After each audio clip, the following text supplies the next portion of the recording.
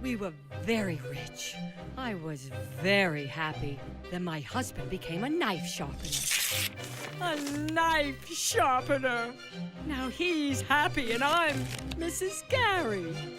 Gary! Tonight, Mrs. Gary and Gary will be sitting at the dinner table of Claire and David. Claire and David still live in Bel Air. And there is no way that Gary won't be remembering this and won't want to have it.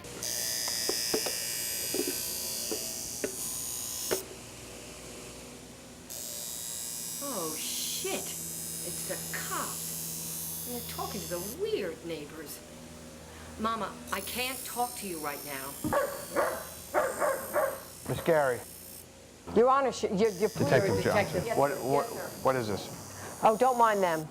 Don't mind them. They're here to speak to Gary. I have a couple questions. I want to ask you.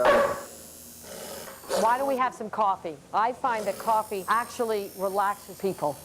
He's secure. He's not going to come out. Are you afraid of dogs? I'm not afraid of dogs. No. I just, let's start at the beginning. You're Mrs. Gary. Yes. Your first name? Your first name. Dolores. All right. And your husband's. Gary. His first name? Gary. His first name. Gary. Your husband's name is Gary. No. I need to Silverstein. All right. I'm sorry. How do you know the Kensingtons? You don't have more people coming. That's not us. Do something about that dog! Please! It's the neighbor's dog. What is the noise I keep hearing? Don't let it bother you. It's the neighborhood. No, it's I'm where hearing we live. That's Gary. He's sharpening the knife. I'm sorry to yell at you. Okay. Last night you were at the home of Claire and David Kensington, is that correct? They had valet. Well, we weren't going to use the valet, not in the knife mobile. What's a knife mobile? The knife mobile, it's what Gary drives in. It's horrendous. We parked about a mile away, and I got about 3 steps, and my heel breaks. Gary goes back into the knife mobile, and he fixes it using a stiletto and a C-clamp. And it works, except that I clink every other step. I clink up the driveway. Claire greases at the door. She's drunk. She lets us in, and the first thing I see are 12 tables, 20 place settings each. Knives everywhere. So I say, I'm going to go use the ladies' room. But really, I go in, the knives, You went and to the I've restroom, got and about then you 150 came knives. into the dining room instead.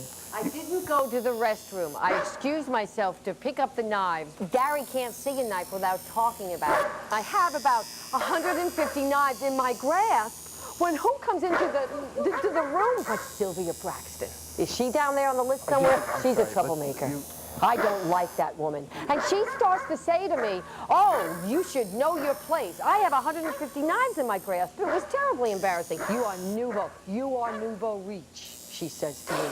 And as she's saying this to me, I'm looking over her shoulder, and I see her husband, Ed Braxton, write that down, Ed Braxton, Coming out of the bedroom door with a female staff member zipping up his fly.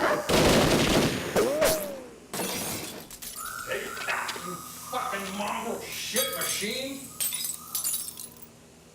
Yet I feel really great here. So go ahead. So you're at this party. So the next thing I know, Claire goes up to Ed and yells, "You slut!" Now, detectiveship. Wouldn't you say that to the girl? Would I really? I mean, who's the slut? That's the question. Well, that's the question, but it doesn't matter, because then the next thing I know, Claire has a gun, and she's shooting it up to the ceiling. And everyone hits the deck, but I can't hit the decks. I got about 150 knives in my grasp. Do you know how much noise that would make on the floor? I can just imagine. It would be terrible.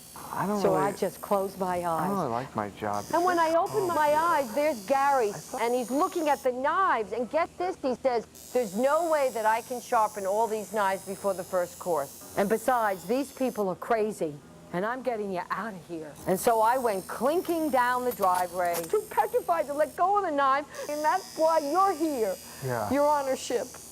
I'm just a detective. That was nice that your husband, he took care of you. He loves me. But other than that grinding sound, I don't hear anything. I feel free. I feel kind of free. I feel like...